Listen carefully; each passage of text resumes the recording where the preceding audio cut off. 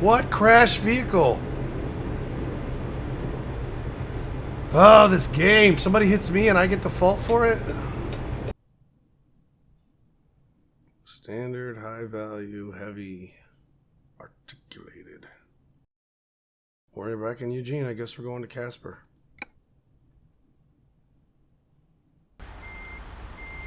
Still got the Valentine paint job on there. So let's come over here and get rid of that paint job and find something new. Okay, it's different. We'll save that one for like a Veterans Day or something. The Cougar Hunter.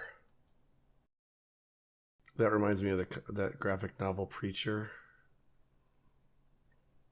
That'd be good if your CB handle was something with bear in it. What's up, Grizzly Bear? Let's see what it looks like with the company color on here. No, that's different. It's got my yellowish red company color, but then that rainbow thing on the side. Very retro, kind of cool. Black.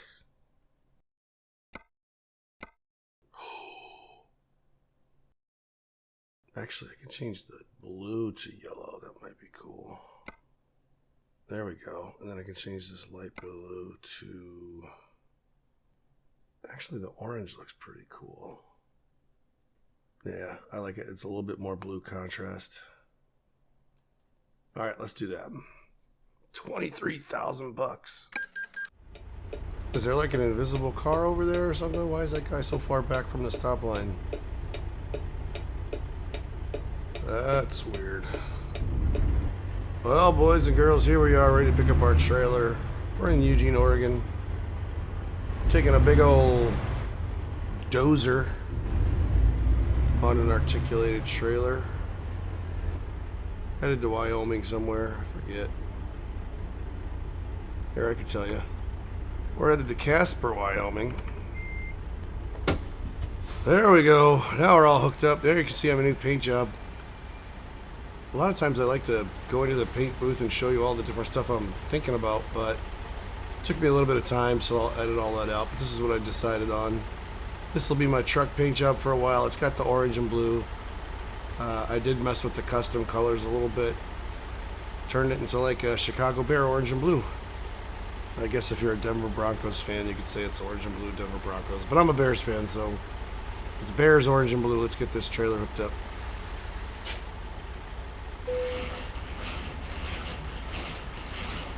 Oh, we get to use our beacons. Nice. All right, SCS, are you listening to me? You gotta add a button so I can just throw the wide load sign on the front without having to go to the shop and have it applied. I've put it on there before. I don't want to have to go to a shop every time I attach a wide load or a heavy load. Just make it a button. Come on, man. All right, let's get in here and go. Casper, Wyoming, here we come. You are 1,055 miles away. It is going to take us at least 19 hours and 26 minutes to get there. In this fairly new 33,000 mile Peterbilt with a new blue and orange flame paint job. Checking out my spotter mirror there. We're going to clear that easy. Let's hit the road, Jack.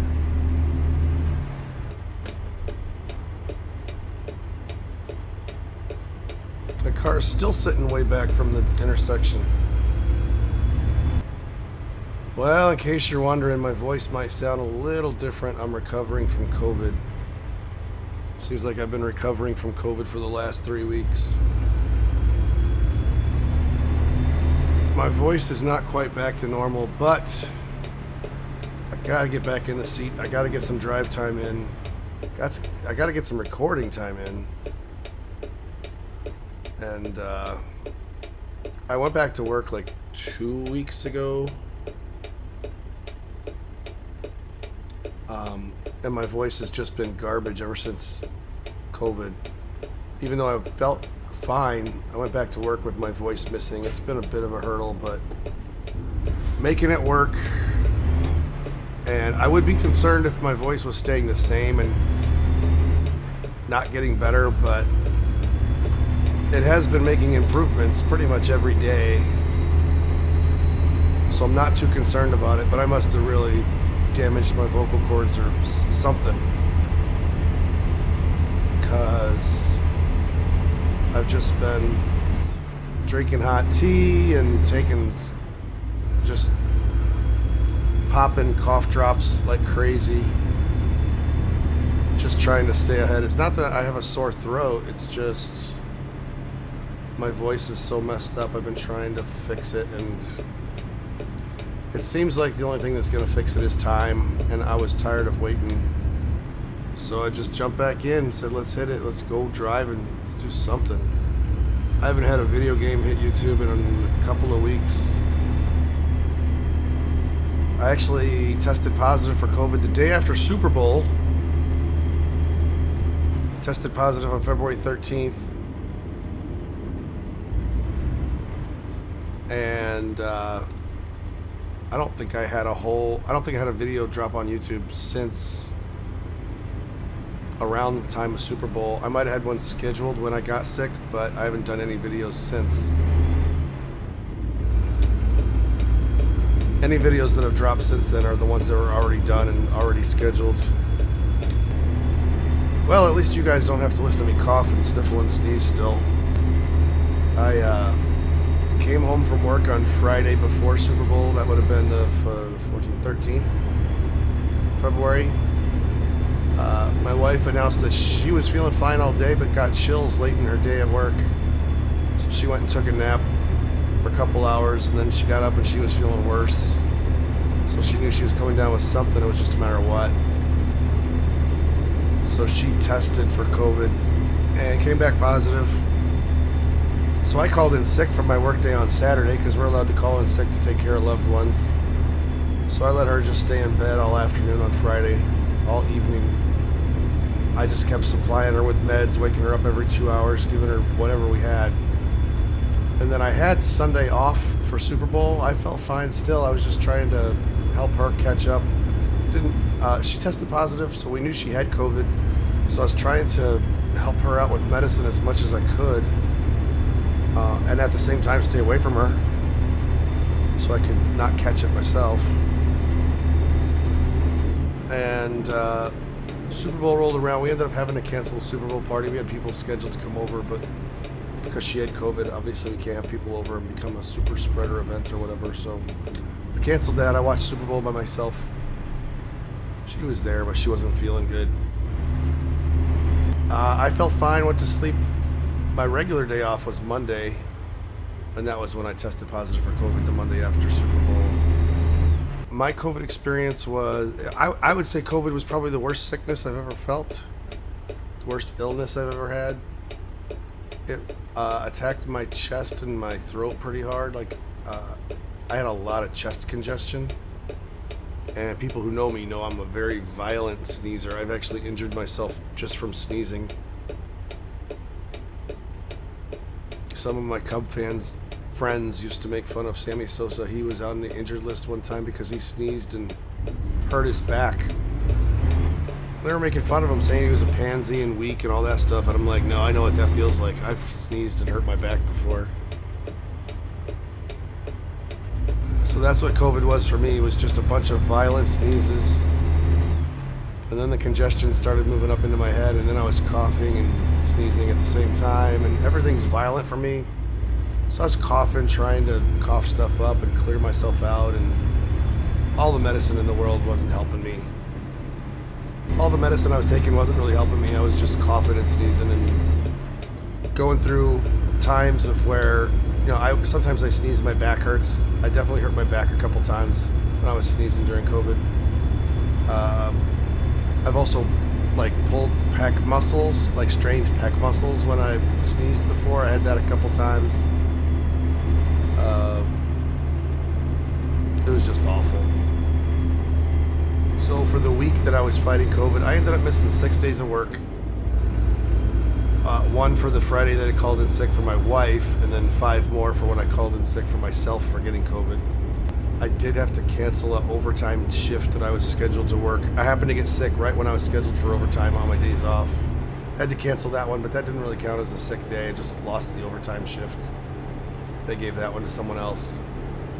But by then I was feeling fine. The reason I called in and told him I still didn't, I told him I didn't want to take that overtime shift because my voice was like really, really bad. I was really hoarse. You could barely hear me when I talked. So I canceled that overtime shift. I went back for my first regularly scheduled shift after COVID and calling in sick for 6 days. And that was when my voice was at its, not at its worst, but it's at its worst while I was at work. And it's been slowly getting better ever since.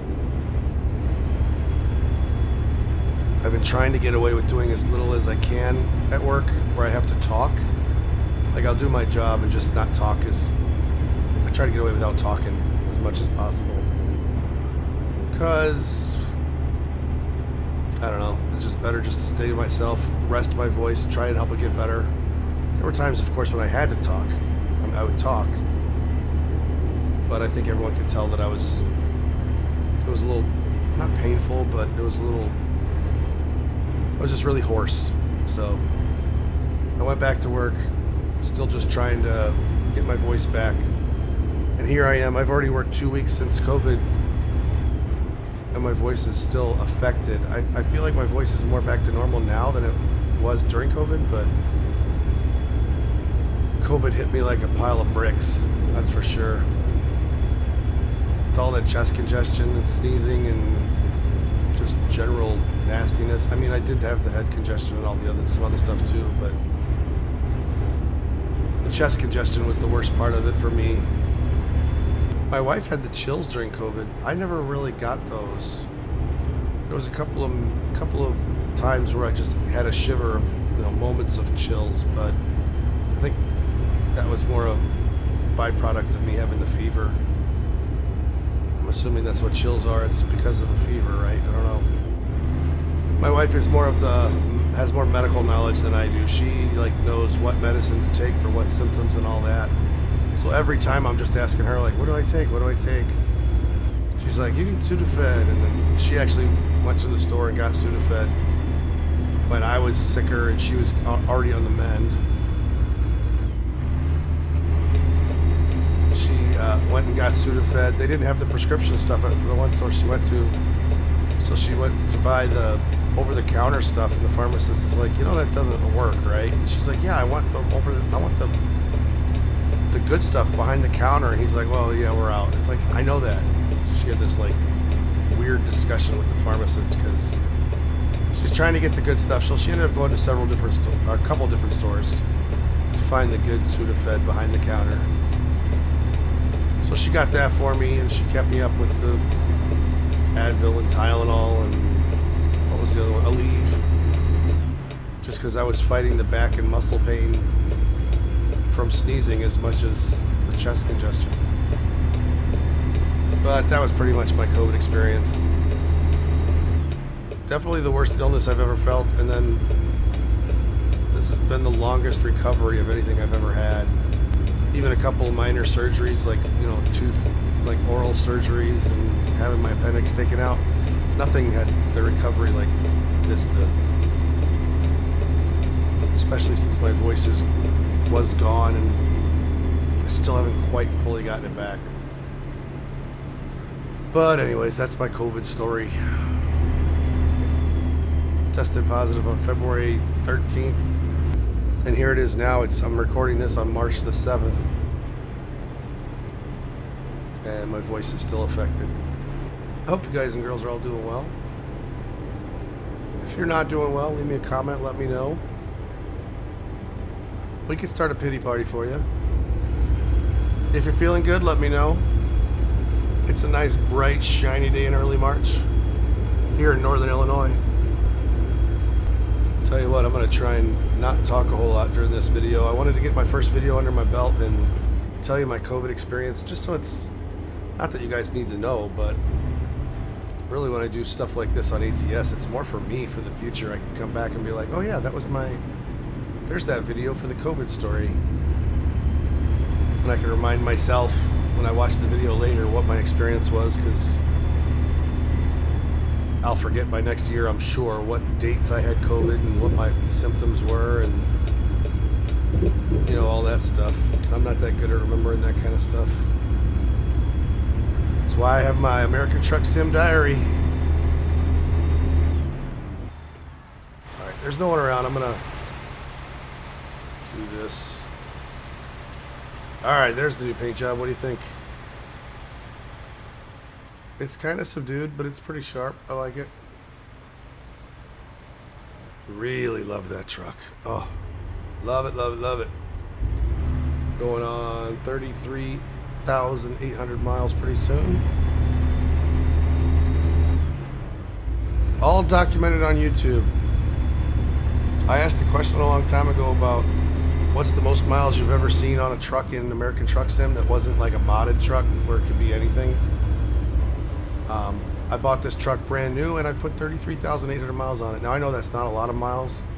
You could go to truck books and find a lot of guys who put 1 million miles on their trucks, but as far as documenting it on YouTube, I'm trying to get this truck up into the 100,000 mile range. I don't want to be changing trucks every video like some people do.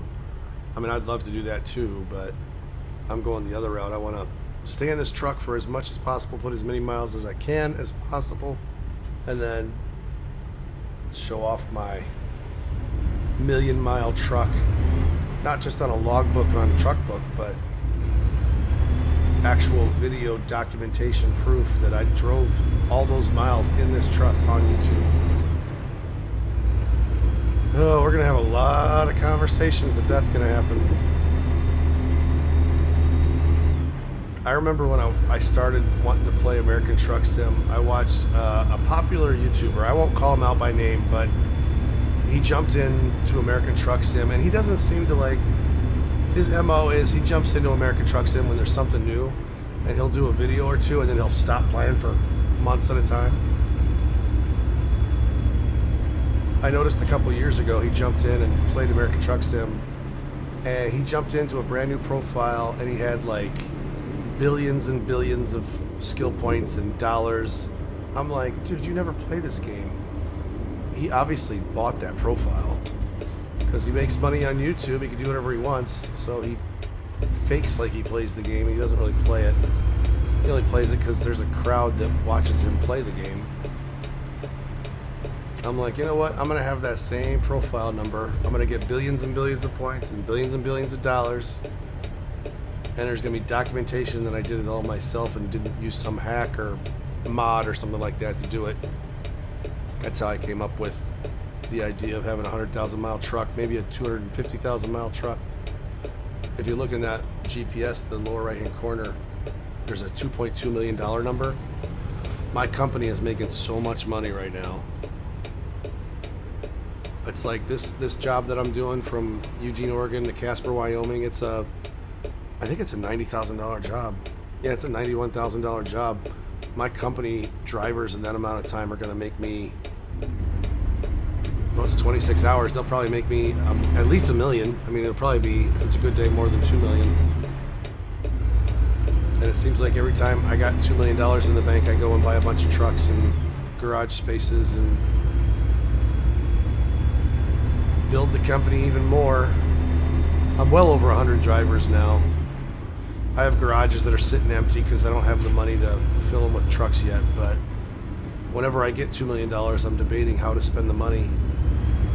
The biggest hurdle right now is getting drivers trained so I can get them out of the training trucks and into their own custom high-end new trucks.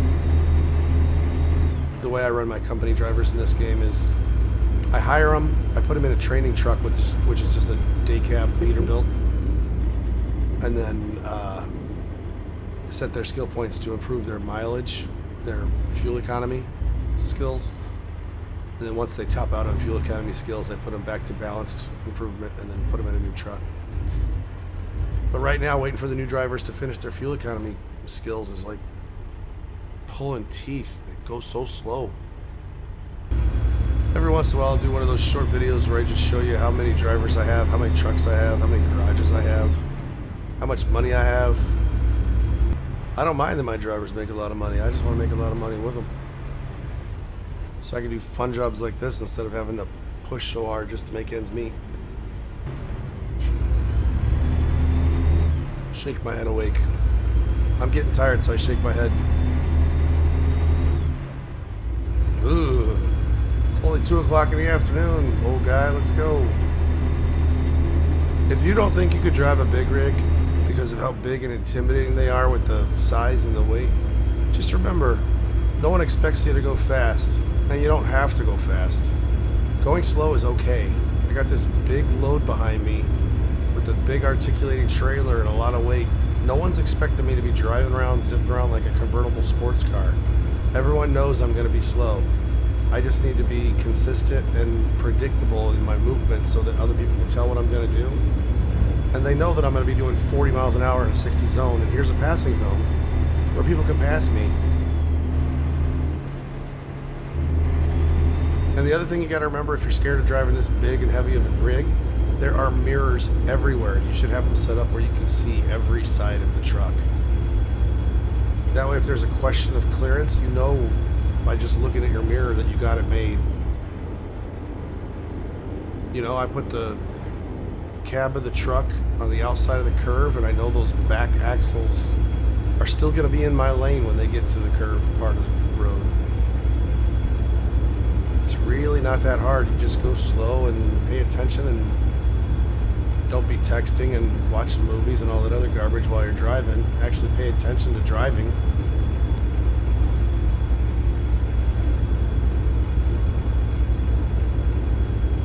$28,000 from Garage. That guy has been one of my biggest earners. He was like the second or third or fourth driver I ever hired out of over 100 drivers. There he is, making $30,000 on a clip. 138,000 pounds.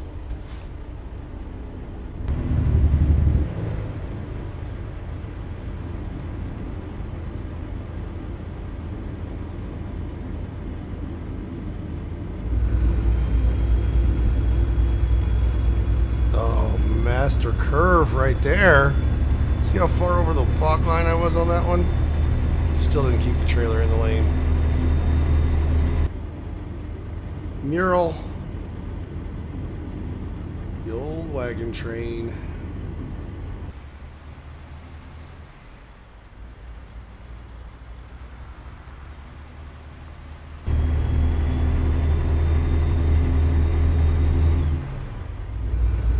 Lots of space.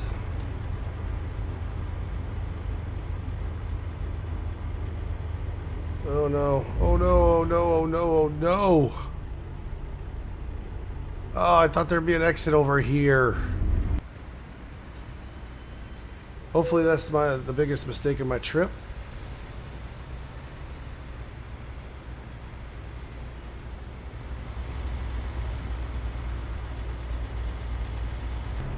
Say hello to my Ontario headquarters.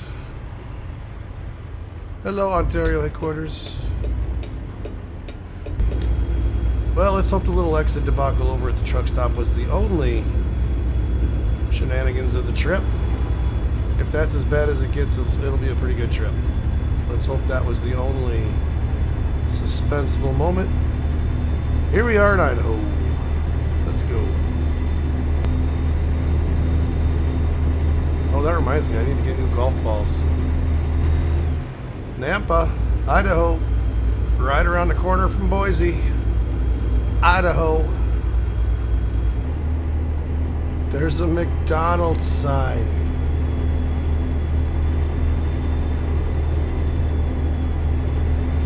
You ever go on a road trip with your parents when you were a kid? You'd be stuck in the back of the car riding on an interstate, and you're just praying you get to see one of those McDonald's signs sticking up on the horizon, so you can ask your parents to pull in and get you a Happy Meal. Man, we took so many long, boring trips when I was a kid. It's no wonder I like pretending to drive a truck. Everywhere we went was a road trip. always hoping for those golden arches to pop up on the horizon with a chance that we could stop and have a lunch, play in the playground, do all that. Of course, the playground back then was more like a playground with the Grimace jungle gym. Remember the hamburger top, the metal bars in the middle? You could climb up in the middle of it, like the little tube in the center. What else was there? I don't even remember. I remember the jungle gym with the hamburglar, not the hamburglar, the hamburger bun as the top and bottom of the jungle gym. When I was a kid, my dad had a truck with a camper on the back of it, like a little, the topper over the bed. And he installed a communications thing. It was meant to be like a doorbell thing where you could talk to someone at your door when they rang the doorbell. But he put it in the truck so he could have one end in the cabin, we could have one end in the bed. And we could talk back and forth if we needed something, instead of having to slide open those windows in the middle and scream to be heard. And I remember one trip we did in that truck where me and I don't know which brothers and sisters were in the back with me, but we were in the back and we were getting hungry, so we started looking for those McDonald's arches to pop up on the horizon. And we must have asked one too many times, because we were told, don't ask again, don't ask again, don't ask again. And my parents, I mean, they were pretty strict with us, but they were pretty good about when we were on a road trip, it was going to be a McDonald's that we stopped at, because we knew they knew we knew there was a playland there that we could play at and run off some energy while we were stuck in the car. So, my parents had their strictness about them, but they also had their common sense about them too. It was going to be McDonald's, even though they hated McDonald's. They would go to McDonald's on trips because of the playland. So we must have asked one too many times, because we were in the back of the truck and we saw the golden arches and we're like, please, please, please stop. And we didn't ask, we were just talking amongst ourselves. Please, please, I hope we stop. Come on, God, please let us stop. And sure enough, we see the truck, we feel the truck get off on the exit ramp. And we're like, oh, I hope we're going to McDonald's. I hope we're going to McDonald's. It happened to be there was a McDonald's at that exit, so we knew there was a chance. And sure enough, he pulled into McDonald's, and that's where we got to have our lunch. It's kind of sad that those are the memories I have of traveling, but I mean, we did travel a lot in the car on the interstate, so I mean, it's not unusual to have those memories of a kid. As few stories as there are, they all come flooding back, like honking at every trucker as you pass them, because you basically pass the trucks. So you get in on the passenger side in the back seat and you pump your little arm trying to get the truckers to honk their air horns. And then the parents yell at you to stop because every trucker they pass is honking at them.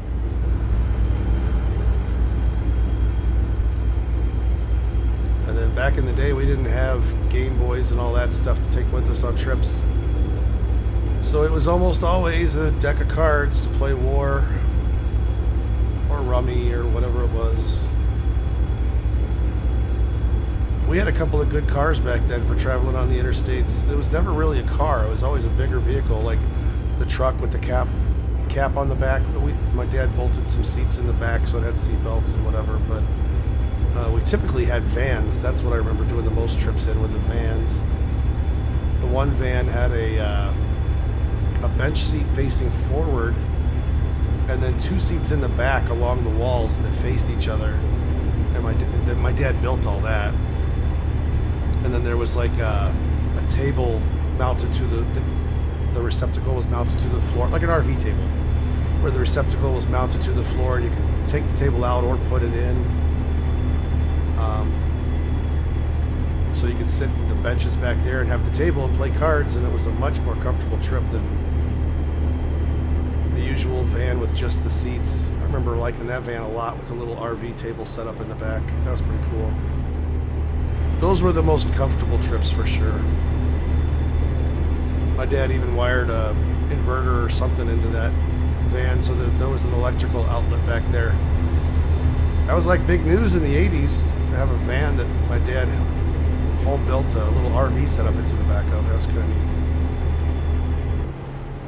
You guys have memories like that of when you were a kid traveling with your parents in the back of a car?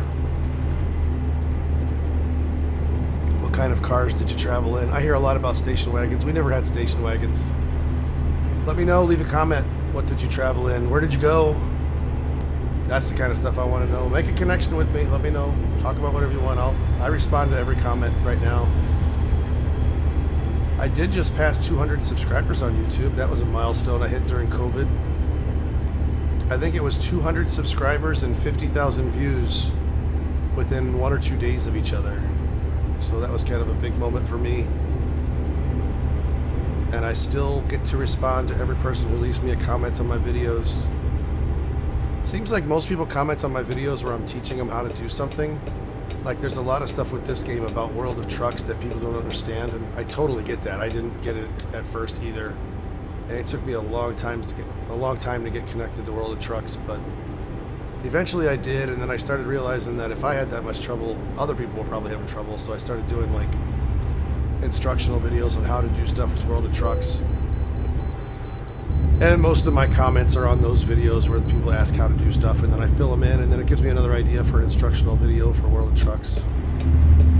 Not a lot of people comment on videos like this where I'm just talking about nonsense.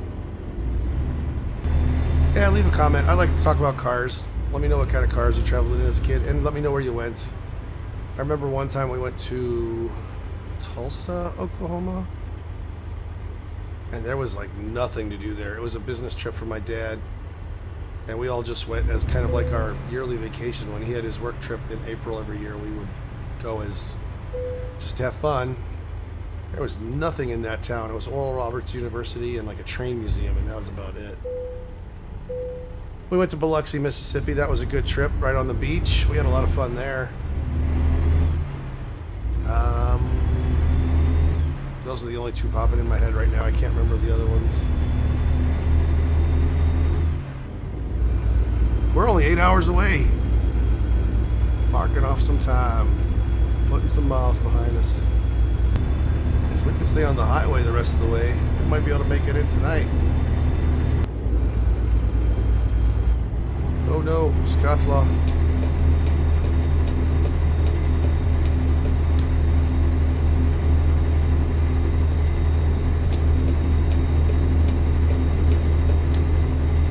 Every time I type or say the word Scott's Law, I think of it as though I'm saying Scott's Slaw, like coleslaw. Scott's Law. When I'm driving down the road like this, a big, long, empty stretch, I like to think of other people passing me and saying, "What crashed vehicle? Oh, this game. Somebody hits me and I get the fault for it?"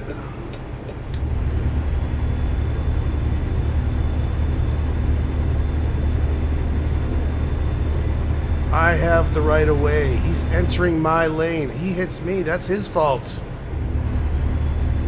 Charge me $900 for an offense. It's not my fault. I'm going to start slamming on the brakes at every on-ramp just to make sure no one hits me. Friggin' clowns. Everywhere. Clowns to the left of me.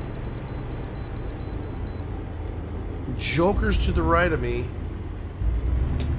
And here I am, stuck in the middle. Yeah, I don't think the song was that angry. I'm sorry. Might have ruined that song for some people. $900 for an offense that was not my fault. What was I even talking about? Ugh. I was just going to start talking about how I drive down these long, empty stretches of road, and I think about people passing me thinking, "Oh, that guy's driving a pretty sharp-looking truck. Look at that thing. All blacked out with metal flake and orange and blue flames on the hood. That thing is awesome-looking Peterbilt right there. Stretched out with 4 axles instead of your normal 3. And some jackalopes got to go and run into me and cause me to get a fine for causing the crash that I was just going straight down a lane where I had the right of way. Bunch of friggin' idiots. Remember back when I was at the truck stop and I'm like, "Oh, I hope this is the worst thing that was on this trip, because that'll mean it's a pretty good trip." Never mind. See, I'm changing lanes. I have to watch out for people going in that lane because I'm the one changing lanes. If I get in a crash, then it's my fault. It's not my fault if someone crashes into me when they're going into my lane. Bunch of idiot, moron, dinkapoop, jackalopes. Bunch of idiots. Honey, where's my blood pressure medication? Don't hit our mural. The Native Americans painted that mural back in the 1600s. I mean, the 1300s. Yeah, the Native Americans painted a mural on the underside of an overpass in the 1300s. Sure. If you're from this area of the world in Wyoming, let me know what it's like in the summer in the mountains. Is there snow where the interstates are? I'm just thinking about traveling out there in the Rockies. I'm wondering if there's snow where the interstates are in the summer. Another friggin' way station. Now I'm sure that when it's snowing that it's dangerous, but I would imagine they probably get the roads clear pretty quick, right? Oh man, look at that country. Oh, a tunnel on top of it even? You know, we gotta... What's the second best thing to do in a tunnel right behind a supercharged engine?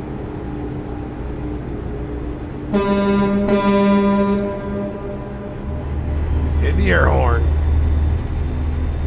Oh, I feel so much better now. That's probably against the law, isn't it? After a long trip that takes a couple of days to get to where you're going, being within like 2 or 3 hours of the end of it seems like you're already there.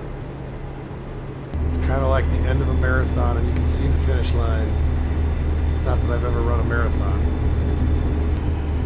There's no place I'd rather be. This is a great looking country, isn't it? Look at this. Oh.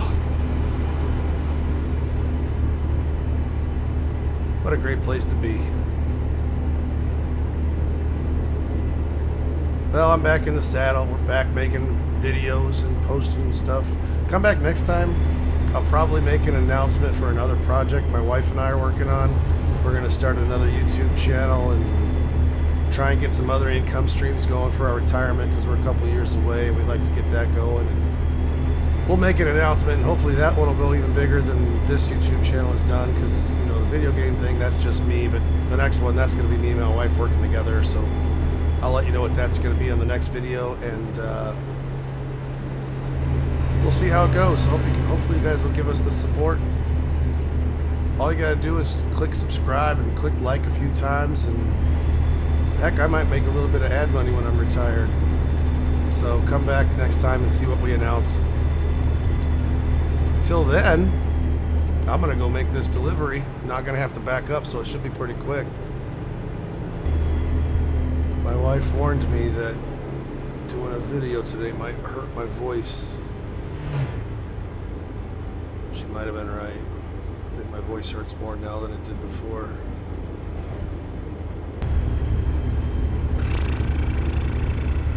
Look at that sunset.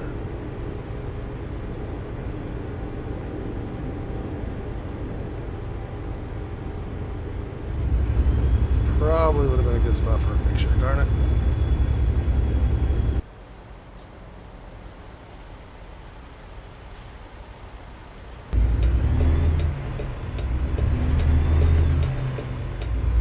Gosh, I love that drive shaft torque feature.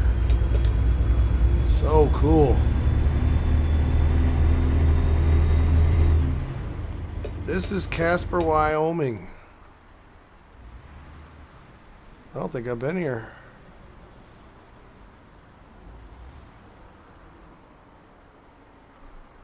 Man, oh man.